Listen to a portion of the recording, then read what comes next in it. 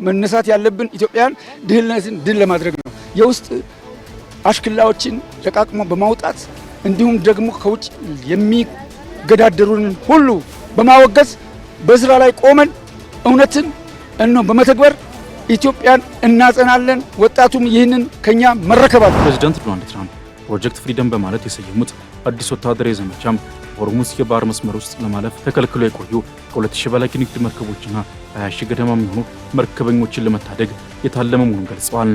ሆኖም ይህ የሰብአዊ ድጋፍ ተብሎ የቀረበው እንቅስቃሴ ግን ወዲያውኑ ወደ ወታደራዊ ፍጥጫ ተቀይሯል። አንደኛ አቀማመጣችንን ማስተካከል፣ በምስሉ ላይ እንደምትመለከቱት ከወገብ ቀጥ ብሎ መቀመጥ፣ ረጅም ሰዓት አለመተኛት፣ ለወገብ የሚስማማንን ፍራሽ መምረጥ፣ ከባድ ዕቃ ስናነሳ ከጉልበት በርከክ ብሎ ማንሳት፣ ለወገብ ህመም የሚሆኑ የአካል ብቃት እንቅስቃሴዎችን ማድረግ። ሰላም ጤና ይስጥልን ውድ የሀገሬ ቴሌቪዥን ተመልካቾች እንደምን አምሽታችኋል። ከሀገሬ ቴሌቪዥን የምሽቱን መረጃዎች ይዘን ቀርበናል። ሙሴ ከበደ ነኝ፣ አብራችሁን ቆዩም። በቀዳሚነት ወደ ተመለከትናቸው ርዕሰ ጉዳዮች አምራለሁ። ወጣቱ ትውልድ ለሀገሩ የሚያስብና ሀገሩን ከድህነት አረንቋ ሊያወጣ የሚችል የዘመነ አርበኛ መሆን እንዳለበት ተነግሯል።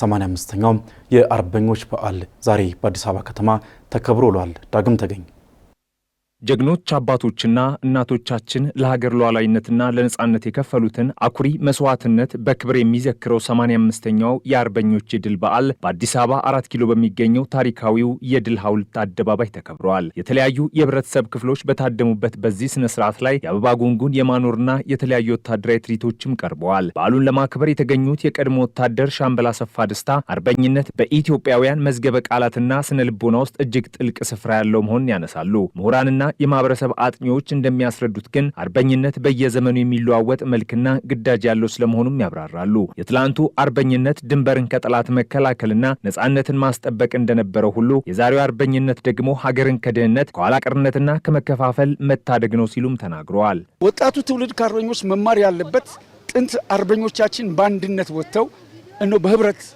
አሸንፈው በጠንካራ ክንድ አሸንፈው መመለሳቸውን ተረድተው ዛሬ ደግሞ ወጣቱ በእውቀቱ እንዲሁም ደግሞ በጉልበቱ እንዲሁም ደግሞ ባለው የትምህርት ሂደት በተለያየ ሁኔታ በተለያየ መንገድ ሰርቶ ኢትዮጵያ ሀገራችንን ማጽናት አለበት። ድህነትን ድል ማድረግ አለበት። አሁን እኛ መነሳት ያለብን ኢትዮጵያን ድህነትን ድል ለማድረግ ነው። የውስጥ አሽክላዎችን ለቃቅሞ በማውጣት እንዲሁም ደግሞ ከውጭ የሚገዳደሩን ሁሉ በማወገዝ በስራ ላይ ቆመን እውነትን በመተግበር ኢትዮጵያን እናጸናለን። ወጣቱም ይህንን ከኛ መረከብ አለበት። በዚህ የዘመናዊ አርበኝነት ጉዞ ውስጥ የሀገሪቱ የጀርባ አጥንት የሆነው ወጣቱ ድርሻው ምንድነው ስንል ላነሳነው ጥያቄ ምላሽ የሰጡን ደግሞ አርበኛ ነጋ ባንቲደር ናቸው። አክለውም ወጣቱ የትላንቱን የጀግንነት ታሪክ በአግባቡ ተረድቶና አክብሮ ዛሬም የሀገሩን ዳር ድንበር ማስከበር እንዲሁም ሀገርን በኢኮኖሚ በሳይንስና በቴክኖሎጂ ለማሳደግ ግንባር ቀደም ተዋናይ ሊሆን ይገባልም ብለዋል። በተለይም በዘመናችን ወጣቱ ሊያደርግ የሚገባው ትልቁ የአርበኝነት ተግባር ከጥላቻ ንግግሮች፣ ከጽንፈኝነትና ከመከፋፈል እሳቤዎች ራሱን በማራቅ ለሀገር አንድነት ለሰላም ግንባታና ለሕግ የበላይነት ዘብ መቆም መሆኑንም አክለዋል።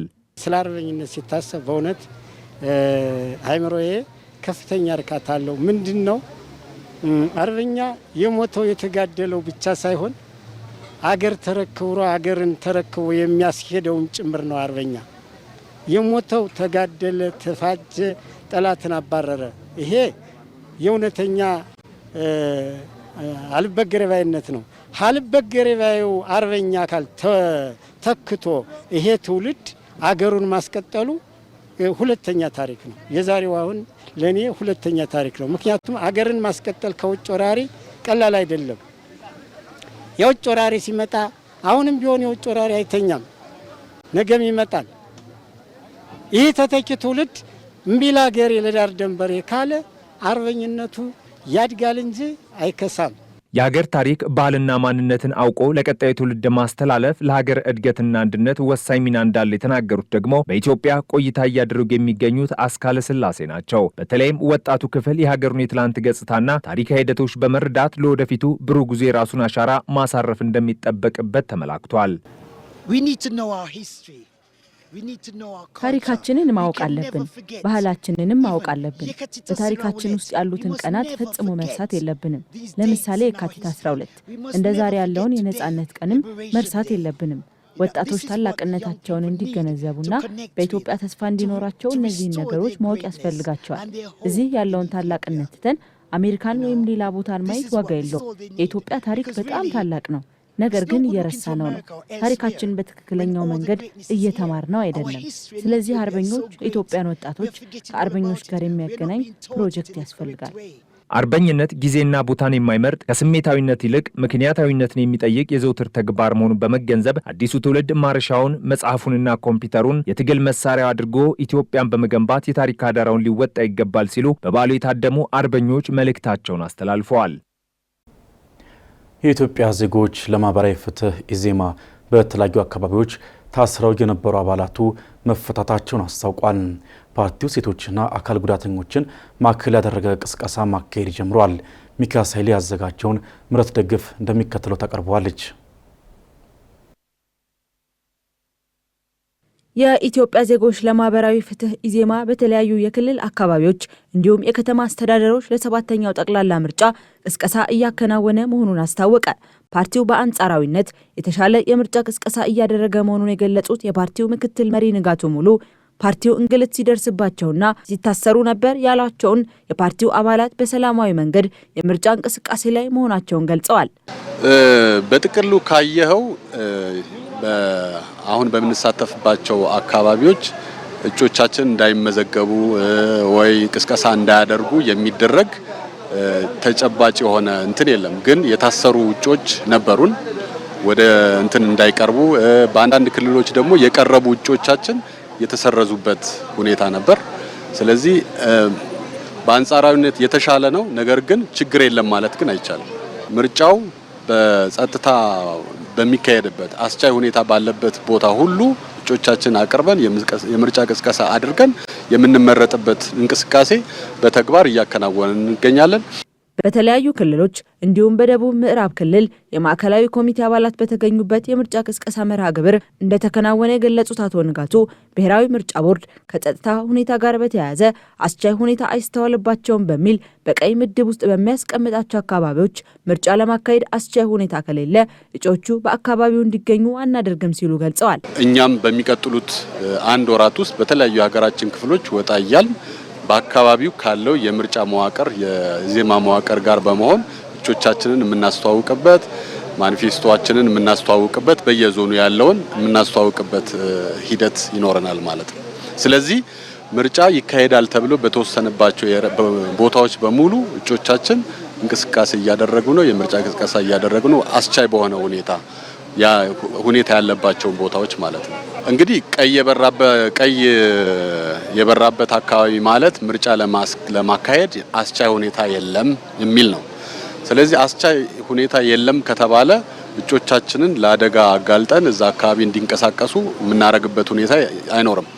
መንግስት ለመሆን ግን የሚያበቃው 298 ሳይሆን 275 ወንበር ካገኘ መንግስት መሆን ይቻላል። የኢትዮጵያ ዜጎች ለማህበራዊ ፍትህ ኢዜማ በዛሬው ዕለት ሴቶች፣ አካል ጉዳተኞች እንዲሁም ወጣቶች ላይ ትኩረት ያደረገ የምርጫ ቅስቀሳን አስጀምሯል። ኢራን በሆርሙዝ ወሽመጥ የሚተላለፉ መርከቦች ላይ እገዳ መጣሏን ተከትሎ በፋርስ ባህረ ሰላጤ ታግተው የቆሙ መርከቦች ቁጥር ከ2000 መብለጡ ተነግሯል። አሜሪካም እነዚህን መርከቦች ለማሳለፍና መስመሩን ለማስከፈት ኦፕሬሽን ፍሪደም የተባለ ዘመቻ ይፋ ማድረጓን ተከትሎ ቀጠናው መልሶ ወደ ግጭት እየገባ ይገኛል። አሜሪካና ኢራንም በድጋሚ ወታደራዊ እርምጃዎችን በመውሰድ ላይ እንደሚገኙ ነው የተገለጸው። ደምሰው ሽፈራው አዘጋጅቶታል፣ እንደሚከተለው ይቀርባል። በአሁኑ ወቅት በመካከለኛው ምስራቅ እየታየ ያለው ቀውስ በዓለም አቀፍ የጂኦፖለቲካና የኢኮኖሚ ደህንነት ላይ ከባድ ስጋት ደቅኗል። በተለይም በቅርቡ አሜሪካና እስራኤል በኢራን ላይ የፈጸሙትን የአየር ድብደባ ተከትሎ የተቀሰቀሰው ግጭትም ቀጠናውን ወደማይታወቅ የጦርነት አዙሪት ውስጥ እየከተተው ይገኛል። ይህ ግጭትም ከሁለቱ ሀገራት ፍጥጫ አልፎ የተባበሩት አረብ ኤሚሬትስን፣ ሳውዲ አረቢያን፣ ኦማንን እንዲሁም ደቡብ ኮሪያን የመሳሰሉ ሀገራትን በቀጥታም ሆነ በተዘዋዋሪ እየነካ ነው። በተለይም በዓለም አቀፍ የነዳጅ ዝውውር ቁልፍ በሆነው የሆርሙዝ የባህር መስመር ላይ የተጣለው እገዳና የተካሄዱ ጥቃቶችም የዓለምን ኢኮኖሚ እያናወጡት ነው። የዚህ ግጭት መነሻ በየካቲት ወር አሜሪካና እስራኤል በጋራ በመሆን በኢራን ወታደራዊና ስትራቴጂካዊ ተቋማት ላይ የፈጸሙት የአየር ድብደባ ነው። ይህ ጥቃትም ኢራን ለበርካታ ዓመታት የገነባቸውን ወታደራዊ አቅም ለማዳከም የታለመ ቢሆንም ውጤቱ ግን ቀጠናውን ለከፍተኛ አለመረጋጋት እንደዳረገው የቢቢሲ ዘገባ ያስረዳል። ኢራንም ለዚህ ጥቃት በሰጠችው ምላሽ የዓለምን 20 በመቶ የነዳጅና የተፈጥሮ ጋዝ ዝውውር የሚያስተናግደውን የሆርሙዝ የባህር መስመር በመዝጋት ዓለም አቀፍ ማዕቀብ መጣሏ የችግሩን አሳሳቢነት ይበልጥ አግዝፎታል። ምንም እንኳን በሚያዝያ ወር መጀመሪያ ላይ በሁለት ወገኖች መካከል የተኩስ አቁም ስምምነት ቢደረስም የስምምነት የቆየው ግን ለአንድ ወር ያህል ብቻ ነበር። አሁን የታየው ዳግም የግጭት መቀስቀስ የተኩስ አቁም ስምምነቱን አክስሞ ቀጠናውን ወደ ከፋ ጦርነት እየመራ መሆኑን አልጀዚራ ዘግቧል። ፕሬዚዳንት ዶናልድ ትራምፕ ፕሮጀክት ፍሪደም በማለት የሰየሙት አዲስ ወታደራዊ ዘመቻም በሆርሙዝ የባህር መስመር ውስጥ ለማለፍ ተከልክሎ የቆዩ ከ2000 በላይ የንግድ መርከቦችና 20,000 ገደማ የሚሆኑ መርከበኞችን ለመታደግ የታለመ መሆኑን ገልጸዋል። ሆኖም ይህ የሰብአዊ ድጋፍ ተብሎ የቀረበው እንቅስቃሴ ግን ወዲያውኑ ወደ ወታደራዊ ፍጥጫ ተቀይሯል። ትራምፕም በቅርቡ እንደገለጹት ከሆነ የአሜሪካ ጦር በባህር መስመሩ ላይ ስጋት የደቀኑ 7 የኢራን ፈጣን ጀልባዎችን በሄሊኮፕተር ጥቃት አውድሟል። ይህ እርምጃ አሜሪካ የባህር መስመሩን በኃይል ለመክፈት ያላትን ቁርጠኝነት የሚያሳይ ቢሆንም የኢራን መንግስት ግን ጥቃቱን በማስተባበል አሜሪካ የገደለችው 5 ንጹሐን ዜጎችን የያዙ 2 የንግድ ጀልባዎችን ነው ማለት ክስ አቅርባለች። ይህ የሁለት ወገኖች የተለያየ መረጃ የመስጠት አዝማሚያም በሁኔታው ላይ ያለውን ከፍተኛ አለመተማመን እንደሚያሳይ ዩሮኒውስ ዘግቧል። የግጭቱ ትልቁ ሰለባ የሆነች ያለችው የተባበሩት አረብ ኤምሬትስ ናት። በተለይም በፉጃይራ የወደብና የነዳጅ ማከማቻ ተቋም ላይ የደረሰው ጥቃትም የኤምሬትስን ኢኮኖሚያዊ ደህንነት ክፉኛ ነክቶታል። ፉጃይራ ከሆርሙዝ የባህር መስመር ውጭ የምትገኝና የአቡዳቢን የነዳጅ ምርቶች ያለምንም እንቅፋት ለዓለም ገበያ ለማቅረብ የሚያስችል የቧንቧ መስመር ማረፊያ በመሆኗ ለኤምሬትስ ስትራቴጂካዊ ፋይዳው የላቀ ነው። በዚህ ቁልፍ ተቋም ላይ የተፈጸመው የሚሳኤልና የድሮን ጥቃትም በነዳጅ ገበያው ላይ ድንጋጤን ፈጥሯል። ኤምሬትስ 12 ባሊስቲክ ሚሳኤሎችንና በርካታ ድሮኖችን ማክሸፏን ብትገልጽም የተወሰኑት ግን ተቋሙን በመምታት ከፍተኛ የእሳት አደጋና በሰው አካል ላይ ከባድ ጉዳት አድርሰዋል። ይህ ጥቃት በኤምሬትስ ላይ ብቻ ሳይሆን በዓለም አቀፍ የነዳጅ አቅርቦት ሰንሰለት ላይ የተሰነዘረ ጥቃት ተደርጎ ተወስዷል። ኢራን በበኩሏ በኤምሬትስ ላይ የተፈጸመውን ጥቃት አልፈጸምኩም በማለት ብታሰባበልም የውጭ ጉዳይ ሚኒስትሯ አባስ አራግቺ ግን የአሜሪካው ፕሮጀክት ፍሪደም ለቀጠናው መፍትሄ ሳይሆን የእገዳ ፕሮጀክት ነው በማለት ተችተውታል። እንደ አራግቺ ገለጻ ከሆነ ለዚህ ፖለቲካዊ ቀውስ ወታደራዊ መፍትሄ ትክክለኛው አማራጭ ሊሆን እንደማይችል በመግለጽም ይልቁንም የአሜሪካ ጣልቃ ገብነት ሁኔታውን ይበልጥ እያወሳሰበ መሆኑን አክለው ጠቁሟል። እንደ አልጀዚራ ዘገባ ከሆነ አሁን ላይ በተግባር የሚታዩት እንቅስቃሴዎች ኢራን የባህር መስመሩን ለራሷ ስትራቴጂካዊ ጥቅም እንደ መደራደሪያ እየተጠቀመችበት መሆኑን ያሳያል። በደቡብ ኮሪያና ባለቤትነታቸው ከአሜሪካና እስራኤል ውጭ የሆኑ መርከቦች ላይ የደረሱ ጥቃቶችም የኢራንን እገዳ ሕጎች የማያከብሩ መርከቦች በሙሉ በባህር መስመሩ ለማለፍ ከሞከሩ ኢላማ እንደምታደርግ የሚያሳይ ግልጽ መልእክት ሆኗል።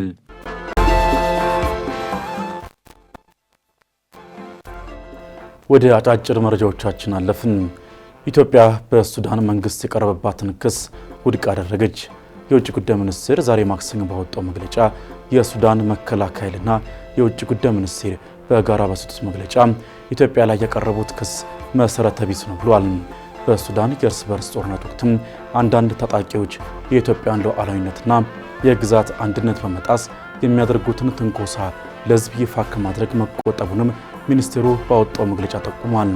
የሱዳን ጦር የህወሓት ቅጥረኛ ወታደሮችን በእርስ በርስ ጦርነት ውስጥ ማሳተፉንና ለነዚህ ቅጥረኛ ወታደሮችም የጦር መሳሪያና የገንዘብ ድጋፍ ማድረግ በምዕራብ ኢትዮጵያ ትንኮሳ እንዲፈጽሙ ማድረጉን መግለጫው ጠቅሷል።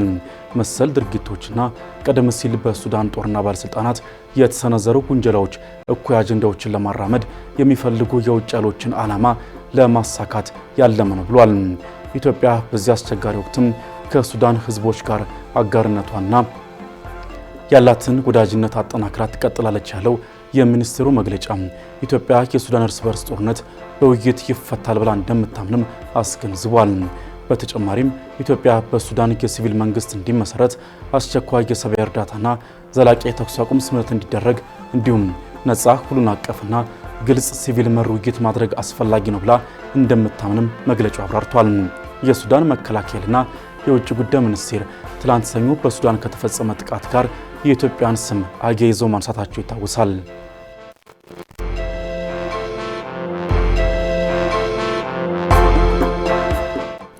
በልዩ ኢኮኖሚ ዞኖች አማካኝነት በ9 ወራት ውስጥ 19 ቢሊዮን ብር ዋጋ ያለው ምርት ለሀገር ውስጥ ገበያ መቅረቡን የኢንዱስትሪ ፓርኮች ልማት ኮርፖሬሽን አስታወቀ። ይህም ካለፈው ዓመት ተመሳሳይ ወቅት ጋር ሲነጻጸር የ5 ቢሊዮን ብር ብልጫ የታየበት ነው ተብሏል።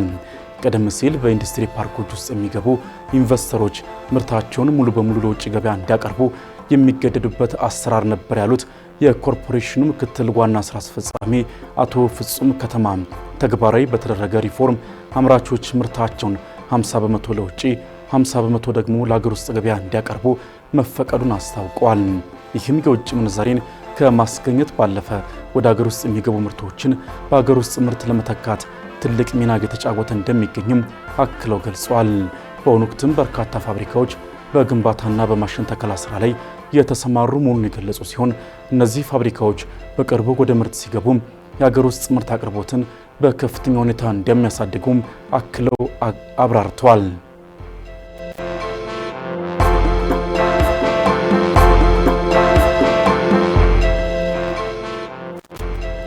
በጋምቤላ ክልል ለመጪዎቹ የክረምት ወራት የወባ በሽታ ለመከላከል የሚያስችል ዝግጅት የተደረገ መሆኑን የክልሉ ጤና ቢሮ አስታወቀም። በኢትዮጵያ የወባ በሽታ ተጋላጭ ተብለው ከሚጠቀሱት አካባቢዎች መካከል በቀዳሚነት የሚጠቀሰው ክልሉ በተለይም የክረምቱን ወቅት መምጣት ተከትሎ የበሽታው ስርጭት እንዳይስፋፋ ለመከላከል በሁሉም ወረዳዎች የቅድመ መከላከልና ጥንቃቄ ስራዎች መከናወናቸው የክልሉ ጤና ቢሮ ምክትል ኃላፊ ዶክተር ኡጁሉ አባዶ ገልጸዋል። የወባ ትንኝ መከላከያ አጎበር ስርጭት፣ የጸረ ወባ ኬሚካል ርጭት፣ የህብረተሰቡን ግንዛቤ ማሳደግ፣ የአካባቢ ጽዳትና ቁጥጥር ስራዎች መከናወናቸውንም ኃላፊው አክሏል። በቀጣይም በ8 ወረዳዎችና 5 የስደተኛ መጠለያ ጣቢያዎች ከ113000 በሚበልጡ ቤቶች ላይ የጸረ ወባ ኬሚካል ርጭት ለማካሄድ ዝግጅት ተደርጓል ያሉት ኃላፊውም በክልሉ 2 ጠረፋማ ወረዳዎች ከ31000 በላይ አጎበሮችን ለማሰራጨት ዝግጅት የተደረገ መሆኑንም አክለው ገልጸዋል።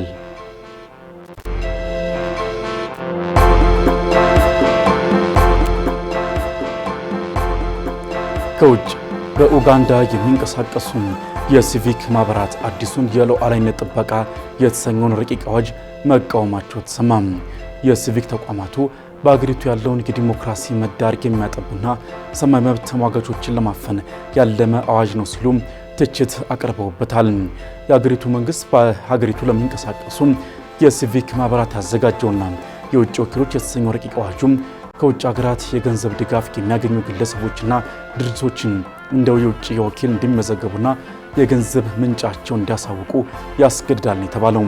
የሀገሪቱ መንግስት የውጭ ሀገራት ጣልቃ ገብነትን ለመከላከልና በሀገር ውስጥ የሚንቀሳቀሱ ድርጅቶችን ግልጽ የሆነ አሰራር እንዲኖራቸው አዋጁ ያስፈልጋል ቢልም ማህበራቱ ግን ይህንን ረቂቅ አዋጅ እንዲሰርዝ አሊያም ከዓለም አቀፍ የሰብአዊ መብት ተሟጋቾች ጋር በማስማማት እንዲያሻሽለው መጠየቃቸውን የዘገበው አፍሪካ ኒውስ ነው።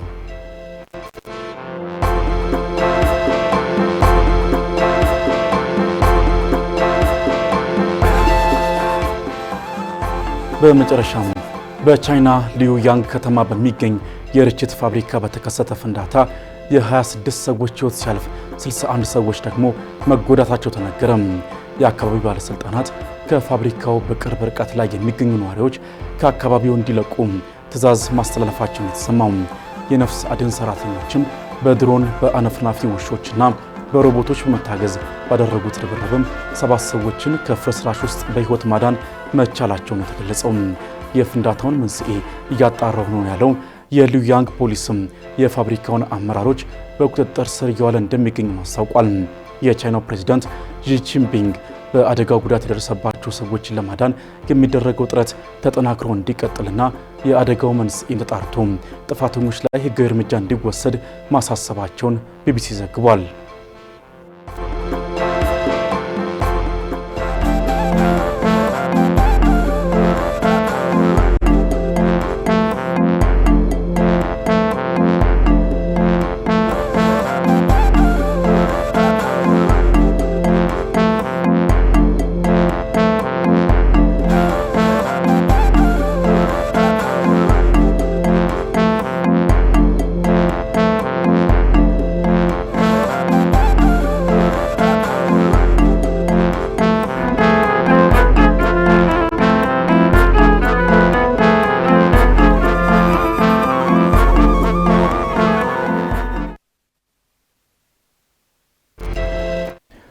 ክብደት ያላቸውን ነገሮች ማንሳት፣ ጤናማ ያልሆነ አቀማመጥ፣ የቪታሚን እጥረትና ሌሎችም ችግሮች ለወገብ ህመም የሚያጋልጡ መሆናቸውን የሕክምና ባለሙያዎች ይገልጻሉ።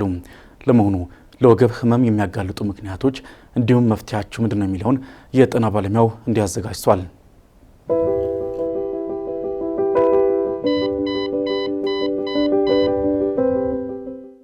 ሰላም፣ በወገብ ህመም እየተሰቃዩ ነው? መፍትሄውን እነግራችኋለሁ። ዶክተር ቢኒያም ፍስሐ ነኝ። አብራችሁን ቆዩ።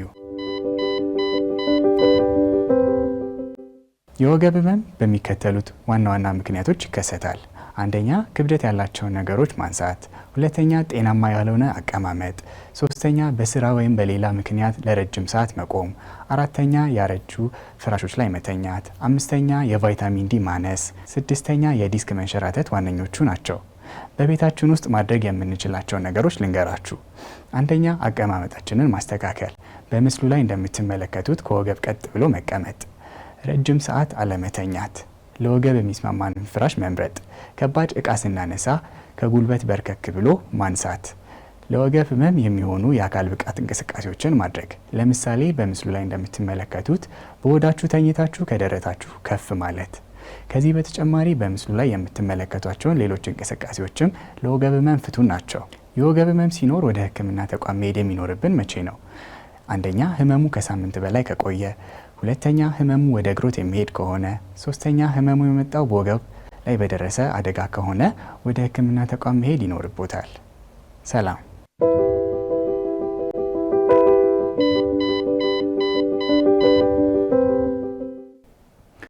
መኪኖች እንደ ሰው ጭንቅላት አላቸው የሚያስብላቸው አንድ ቴክኖሎጂ አላቸው። ይህ ቴክኖሎጂ ሁሉም መኪኖች ላይ ይገኛል። ስለዚህ ቴክኖሎጂ የአውቶሞቲቭ ባለሙያው እንዲያዘጋጅቷል። ወደዛው እንለፍ።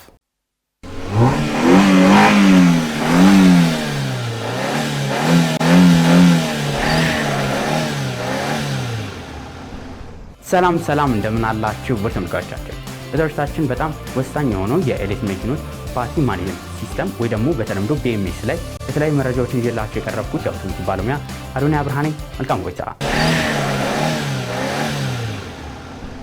የኤሌክትሪክ መኪኖች በሀገራችን ይሁን በዓለማችን ላይ በጣም ብዙ ለውጦችን እያመጡ ይገኛሉ። ከዚሁ ጋር ተያይዞም የህብረተሰቡ ለኤሌክትሪክ መኪኖች ያለው አስተሳሰብ የተቀየረ ይገኛል።